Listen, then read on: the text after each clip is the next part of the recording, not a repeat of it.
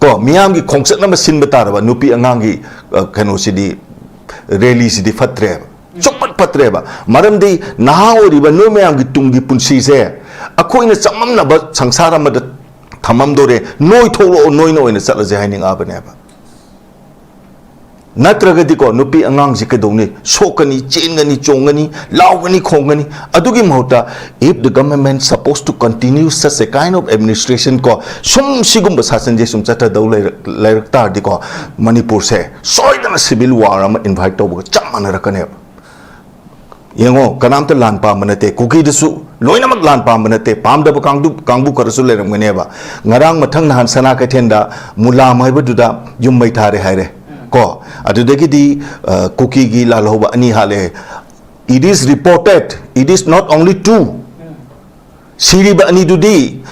bharat samvidhana pi ba aadhar card pai ba mi ani khaktani ene puthoi ne ba aadhar card chuga yaud ba mi mayam ama losal thami hari ne ba it is reported hainai di bne ba se si baud the sarkar sina unlawful organization terrorist ne lak thuk trim ne ba asigum mayam jing se khangna sum leiraga yengo sum irang leilei haidana angang jing ji school numit kya ni thingge habno chahi kya thingge habno ba sidai da karma mama pa no karma khunaina no karam apabulu chingmana no ba khoina tumin lai thopanga maktoi se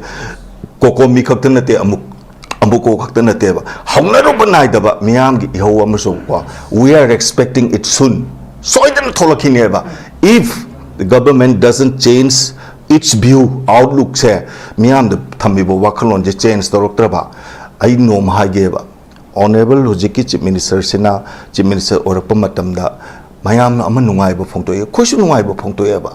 even although I belongs to Morang Assembly constituency ki voter amu also as I live in Singzamai ko ai no mata khoi karim ta thokate gi thi de ba oji irang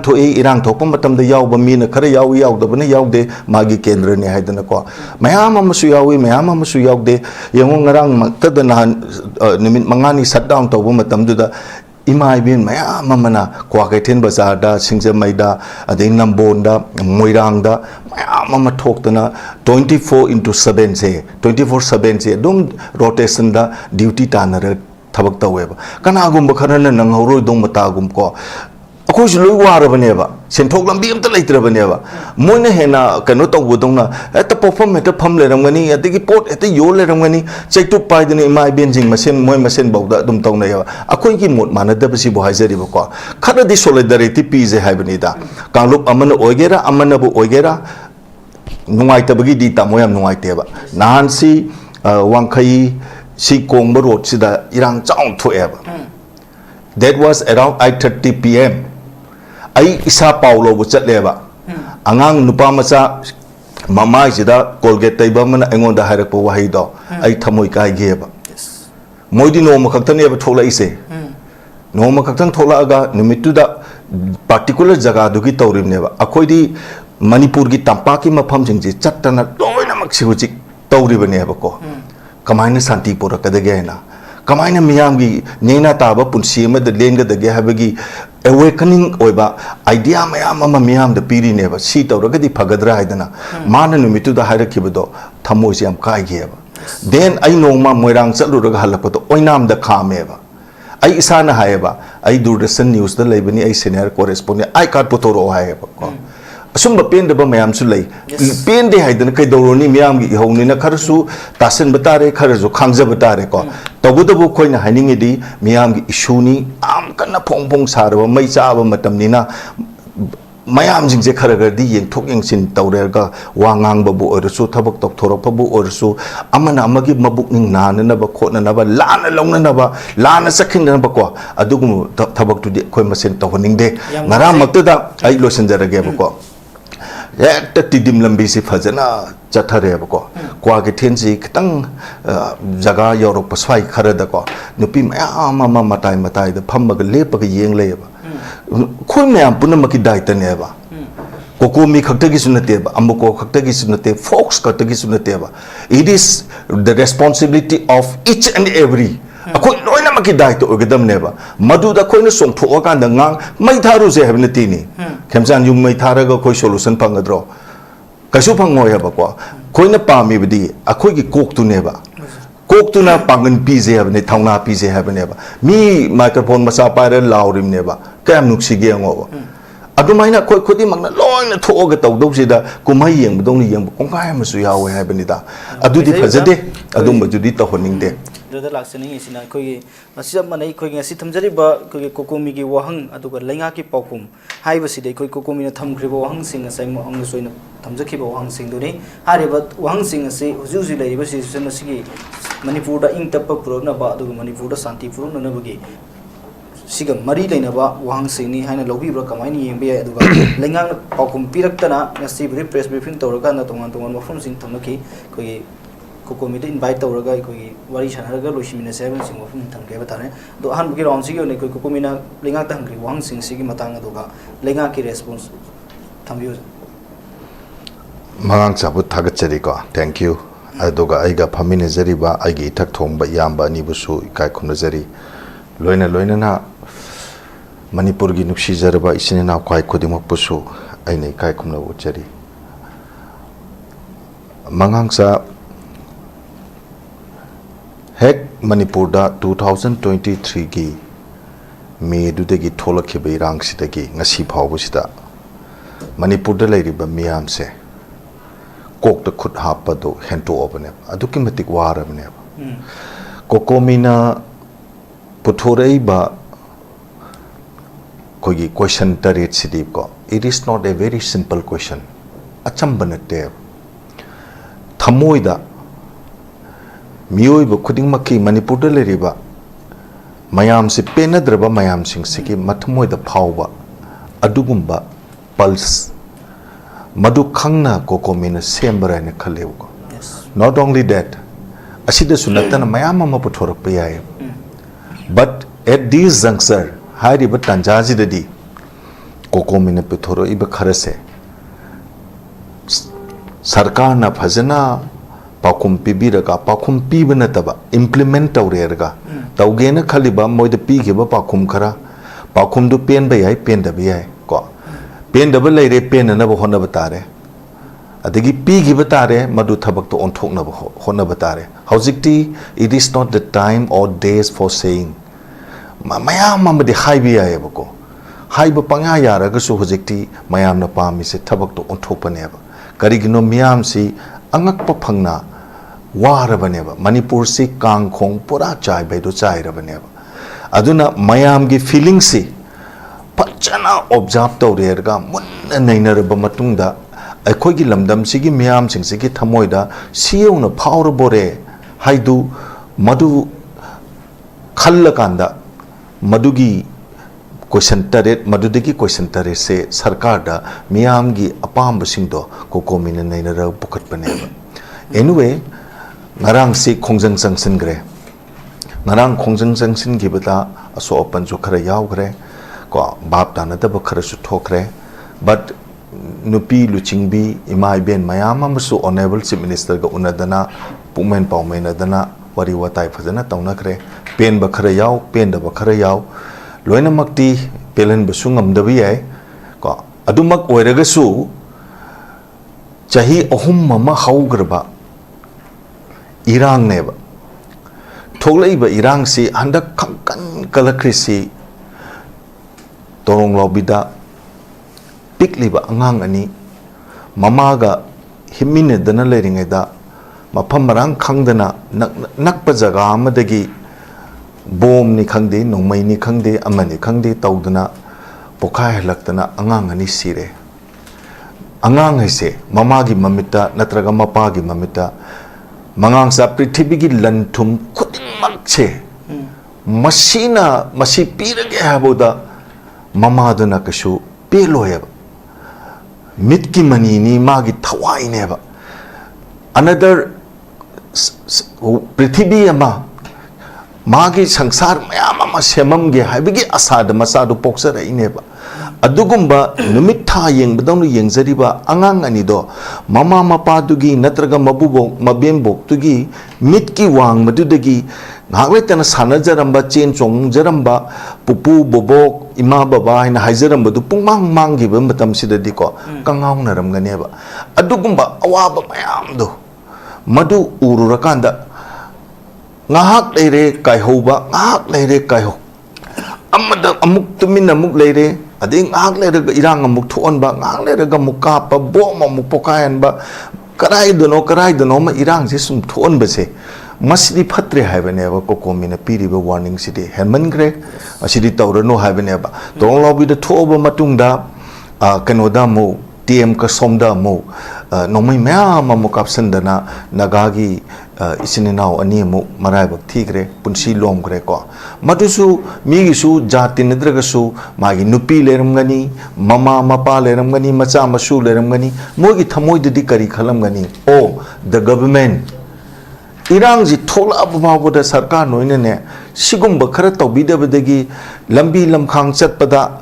ade ama matau bachingda akhoi se sep oidre ko hoidana ipuru babok sumai tawdana hat ki ko ina khalam ganeba aina haning ba point ama khak lakjage ba ko torong lobby da angang ani sikre siriba moina bom kapsalal mi ba yumse tidim road chidagi main road chidagi nongchup pangna yumlon ani katane ba lalis inak pa mapham ne tampaki main road manak yona kumdhara aga bom kapsan banga ma bane ba yumda plan tawraga tonglo bida tawbanga magadi atopa khun atai dadi ka doboi ngamoy soidana possibility lakane ba adugumba mayam sing ado sarkar na karimta concept tok dabra tawraga di kari dobagi damak matik saba thabak se lokhatrino hoi Cocomi ga wari sana jena sarkar na invite taweba Cocomi ga sarkar ga wari sana basi episode amagi dia sanaba porkhineba but manipur da leiriba wathok achobase ngasai tamo sarat na haibase why intentionally attacks continuously attacking to Maitai and Tangkhul Maitai da mu haure aduga loisalaga makha tarpada Tangkhul da muk samdaraktana mu Tangkhul ga kuki ga muk thoe Maitai da mu khana haure yaning da beleiraga na sarkar da taina bioba micham praja Maitai sida kaidobage tamna na tawrino haiba pot ama leyeba ko aduna Tangkhul da muk tawre Maitai da muk tawre sigumba mawong sidi miyam na pamdreba hojik kari thoe mangang sa yengo bako me thachidagi 23 dagi na ngasi ba wasida kana gumba kharadi sibangai na hingi baneba sibangai na hingi bani icham chamba pramana mai pizageba kana gumba masagi chahi yankai ni toy suruba nupa ma nupi ma colon cancer nare colon cancer nare masa ani poe ko masa ani pokpa masa gi chahi yankai mari yankai manga surup je colon cancer na base chemotherapy si ani ra ahum la ka pe ba magi concern doctor duna refer to re outside ta layeng basang na bigi cell tum se leitre ba low lay hingo lay ba low yon ge hingo lay ge habda hingon ji yon ge habda leibi na busu lay re ba tambasung matam mamada palamba sarkar na len loji semambado semamba len lo dugi matungina leibi yon baje hojik adu ki matik problem oidana kari yaure sarkar gi makok thongba awang ba thak yaudragadi leibi yon basi yadadana athu kai nang nadre habanida wabagi sangsengo adugumba imungduna sarkar da kamaina waro ramoy yengzeba khoina sum khanjeba ko anyway ngarang si Cocomi na yam chawba yam phajaba khogi rally ma miyam gi khongsat na masille miyam gi khongsat aise miyam gi iho waisidi yam lumna lobi ga dabane nupi lan thoki bagi ko miyam gi iho ne do privileged member of our society singsigi samasida leiriba miyam singsina ngasagi iho ma hora ibase masigi value se munna khangbi ga dabane habanida mai kai khuding maktagi lae madudai duda ima event sing mayam sing duna arap mafam dagi ko gari tong tong duna khwang set na kok ta koget set na khot na tawrer ga awa mayam am tawraga moina luxury ba rally duna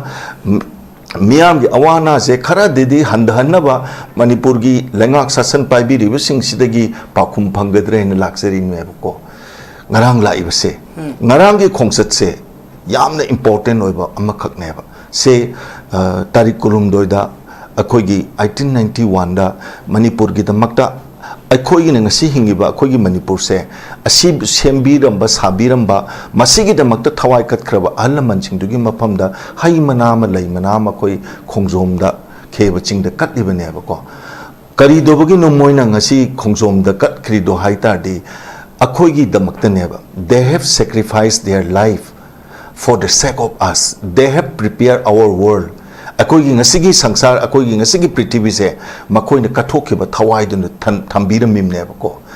adugumba aduga chamanana Manipur sida niti niyom chungdaba sasan nama leire leiriba sasan jina miyam jing sige awaba se ngak pangamdre kan pangamdre miyam gi punsi miyam gi lantum punamak sing se sarkar sina ngak pangamdre haidana fil tawr akanda Cocomi na adudaita wahang taretu sarkar da pukhalaga pukhana nabagi damak sinen nabagi damak miyam gi khongsat amaga loina na singi baneba aduda akoina haijeningi badi sarkar na munna khanabiro masigumba tangkakse hojikti condemnation gi matamni natteba chahi ahum hograba je sum nuaitaba phongdo inuaitaba phongdo edunu laibuduna kana deba ko kanim ta kana deba aduna akoina haizening badi piriba wahang tareto madulem na mangandaba asagi angang ani dugi imung manung nadi Manipur miyam da khusin nagrabani akoi di Manipur miyam na lobo warita chachagani haidana adun imung dudana tana adugumba mama oiba kayamagi mapa oiba kayamagi thamoi da ngogduna leiramgadabdo madusu khoi uba phayaba aduna yam noisai ziki leiba film sida Cocomi gi KFC am phajaba aduga yam maru oiba khungthang ne habadoni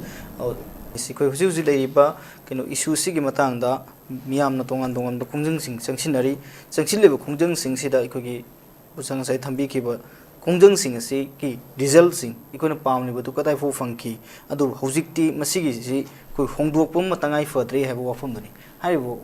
wafum kamai yebe Mangsa military gi organization da tamona budi hena khangbire ko command control communication haiba simiti darkar layeba ko ngasi bauda changchila iba khongjang sing sigi direction less oina tawba ko kogi maikai si khangdaba dawna panthung pham si khangdaba dawna hogolakpadi am phajaba waroi sin poloi se ma ketang ipa phajadaba dawna tawe hoji bhausi da ko mayam si awa ana he yauru raga awa ana hena taba dawna mayam sing se ko dumaina oi tear gas kap of the oiro rubber bullet the oiro smoke bomb the oiro ko mayam sing si hen awana nangba dawna haidi challi ba reli dugi kanaba dugi phangbagi mahuta awaba ne hen badawna taweba it means karai da noma kari noma di soiba lai haidna adumaini yamana di oyeba tamoni ne am phajana takpiyeba ko hojiki tronglobigi si tronglobigi mathangda khudek pi na malaire khudek pi sigi mathangda tera khongsang be na laire kokta laire kokta sigi he makha da phawak sa khai na laire phawak sa khai sida 90 ger wall reyeba aduga ngasagi kokta bazar sidagi maning pangna thangjing ching kabam amale koi ge foljang ta ba lambi haidana ko sigi foljang ta ba lambi sigi main road sida koi ge Manipur police ne BDF ne CRPF ne moina nga eba aduduga ngangkhalawai maning sidana JK rifle layeba ko haibidi tonglawi de torumi ba thabak se langningai maram si Jorsanpur lambi de la agasu thimbam yam layeba ko aduna tamona haibi bududa yamna chamam na ba khare laiba haitare tamogi wadu chamam na ba nataba sarkar na ngasi bauda thoki ba thogdok tu gi matang de appropriate oiba yamna concrete oiba ama stipulated time amagi manungda khoina haiba ngamdri se underlying philosophy kari leibno haiba makhak prajana ngasidi hangdana layeba adu hangbang ngamdabak digi songnarak tana neba tongnar isi ko ngangi bukhosu sarkar gi mayok ta ngang ba dinate miyam gi penda bu khara ngang bai wani he na ngang ba su phajin gani punjin gani ha ba adum wakhalon adegi khajik tang ngang uraga su phone tawdana kobiba phuba chaiba somba tawbagi wakhalon ji su khara thadok pa payena kalli ko hojikti yam waraba matam ni na yamna ware waba matam sida akoina wangang basi su kitang outspoken oibase masi su ngarang mak thokriba khogi hana Democratic Students Alliance of Manipur gi president oina thaupo biramba inawama pangal taviye na sugunu lambi da leiba khogi apik ba khulama dagini mage hek yambasi su irang je haurakpaga day 2 da akogi Nazareth haiba sugunu dagina kano kogi cherok set lambi gi adai du da akan ba irang ama thoke bu da marai bak thigrabani angang macha ma hunto omma le horim ni ko masimano moi nupa ani katani poise ngarang soiba inau siga machan nupi amaga akoina aina haizeningi di irang tholopa sum yamna Manipur se day by day situation seems worsening go no magi sum phachalak matam ni na akoina YouTube to oiro amado oiro ko khanda hogdana dak launa haigi basina aranbo ina sakhraga di ko achumbado ichum jaba mi se punsigi tangkak amade ta lotion bi haba ko aduna sugumba matam sidadi akoje khajiktang section basi aduki matik darkar oibra haidana yambadi dumaina feel tawe aduga ngasagi tamona haibigi bada yau chahi ahum maise mi magi graduation je loiba matam ne ba how precious is it matam je maru ogeda angang amana like tamba matam da 12 class pass tawraga graduation loiba matam yaurabane sibauda sum sangdadana sum irangji lotion bangam dena leiri ne ko mamang da sarkar am lerame sarkar abdi atopa sarkar nate atopa personality leader amagi liching makha da sasona matorome aduna sunga mamdre adegi di president rule amba matam da su president gi behalf ta thabak toriba governor na yengba yabi yenga tawba yaba torome adusu kano tawdre ko ade hoji anoba leader amagi makada anoba sasona malae anoba sasana malak pasida miyam yengamba expector umbado adune ba ngasai khanari se ngasai gi noina adu kano tawduna leibagi matam nate all the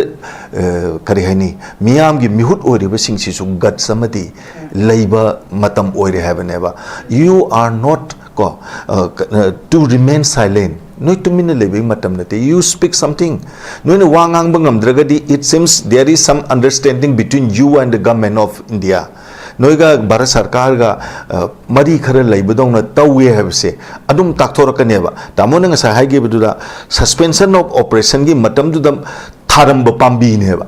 madugi pambi du gi mahi ne ba hosik khoina sare ise ibsi karigi noita di akhoi gi maite gi haita re ko ning tamba taliba akoi India dagi tongan gadabani hariba kangbu sing si eliminate tawnaba moise kari haijige disman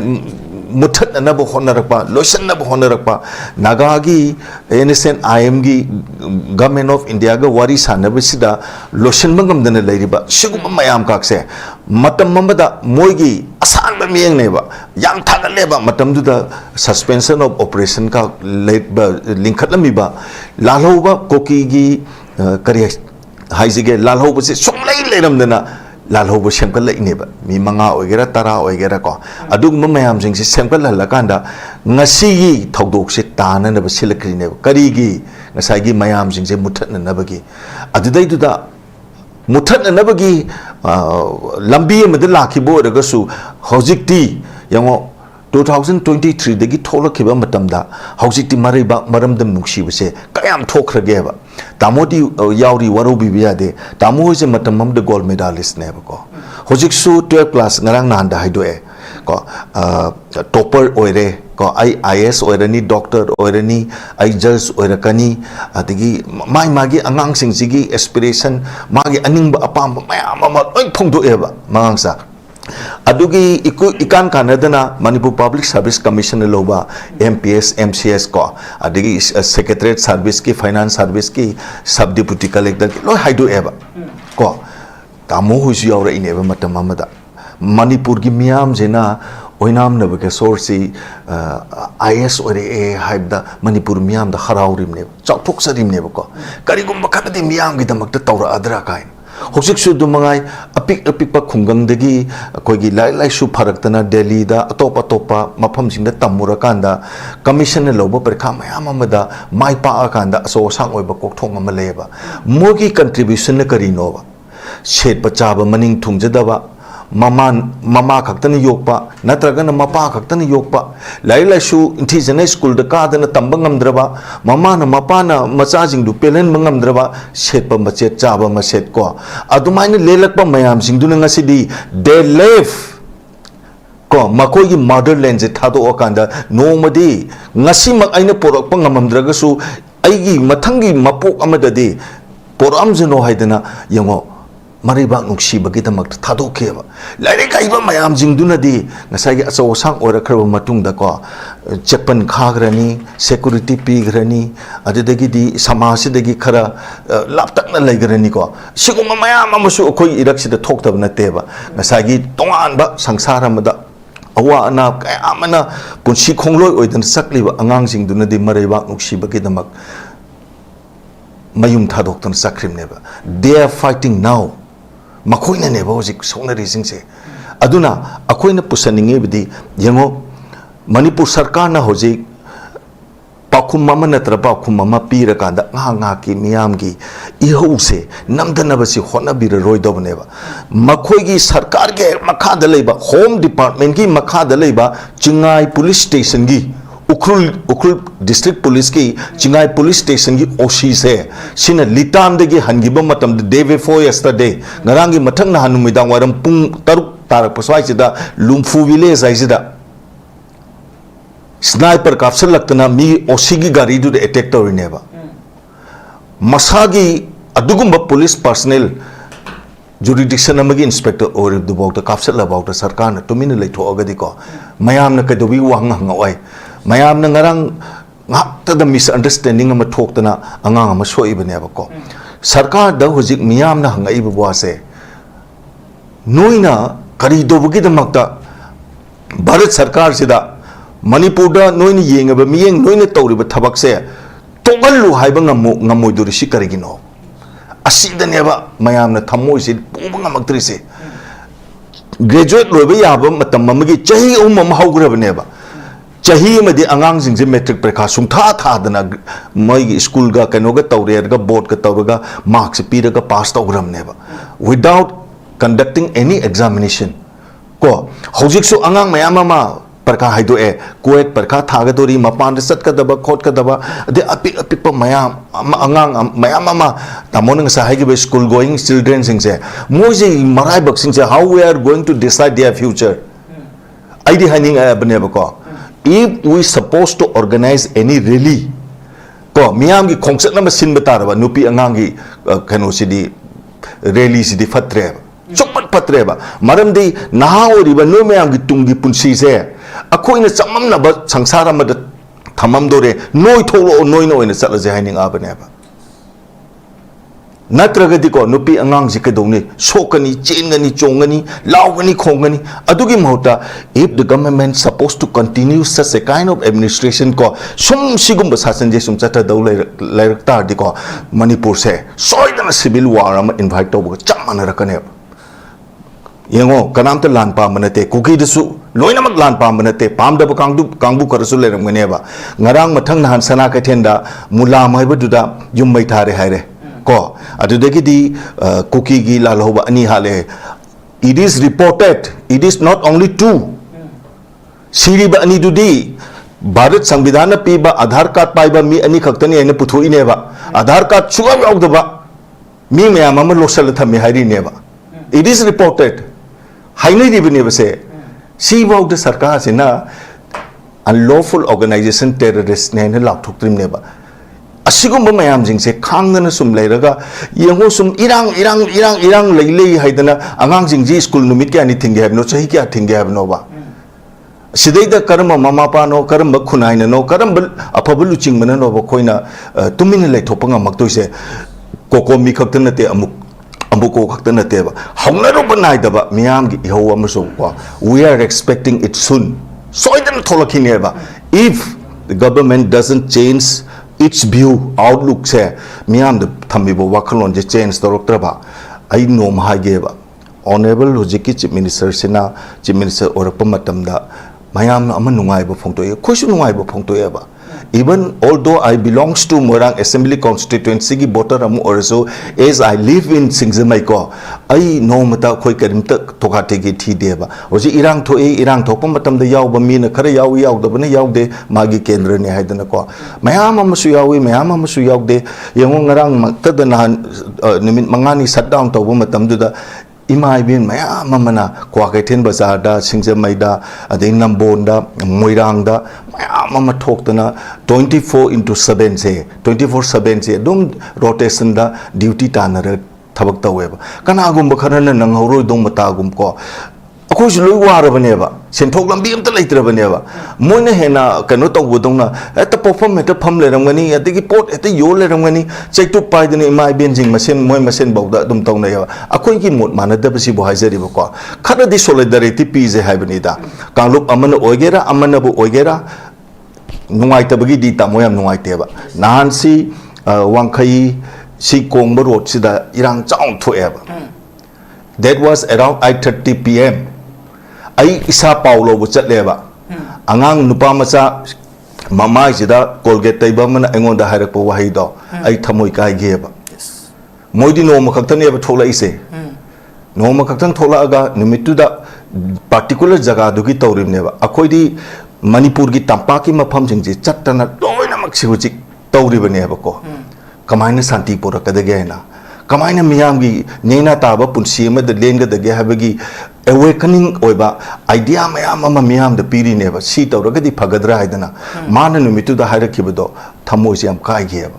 then ai no ma moirang chalu raga halapato oinam da khame ba ai isana haeba ai Doordarshan news da leibani ai senior correspondent ai kat potoro haeba ko asumba pen da ba mayam su lei pen de haidana kai doroni miyam gi howni na kharsu tasen batare kharju khangja batare ko tabudabu khoina haningi di miyam gi isuni am kana phong sarwa mai cha ba matam ni na mayam jing je kharaga di yeng thok yeng sin tawre ga wangang ba bu orsu thabak tok thorok pa bu orsu amana amagi mabuk ning na na ba khona na ba lana long na ba lana sakhin na ba ko adugum thabak tu di khoi masen tawning de ngara makta da ai losen jarage ba ko ekta tidim lambi si fajana chathare ba ko kwa ge thenji khitang jaga yorok paswai khara da ko nupi ma ma matai da phamma ga lepa ga yeng le ba khoi mayam punamaki daita ne ba Cocomi khakta gi sunate ba amuko khakta gi sunate fox khakta gi sunate ba it is the responsibility of each and every akoi loina maki daita ogadam ne ba madu da khoi na song tho ka da ngang mai tharu je habna ti ni khemsan yum mai thara ga khoi solution phangadro kaisu phangoi ba ko khoi na pami bidi akoi gi kok tu ne ba kok tu na pangan pi je habne thauna pi je habne ba mi microphone masa paira laurim ne ba kam nuksi ge ngo adumaina khoi khodi magna loina thoga tawdau sida kumai yeng budong ni yeng kongkai masu yawe habni da adudi phajade adum bajudi tahoning de hosile riba phibam sida solution fangnana ba ikoi khodi mun hona mina ba mioi khare ka ki atadai na te sab mana ba lairi ba ikoi khodi ma ki oi ba sab mana ba iho khongjang jangsin duna sab sab solution prok na ba ikoi khodi mun hona ba tangai fa da ba dona yam noi pho yam phajaba phum thambiri ku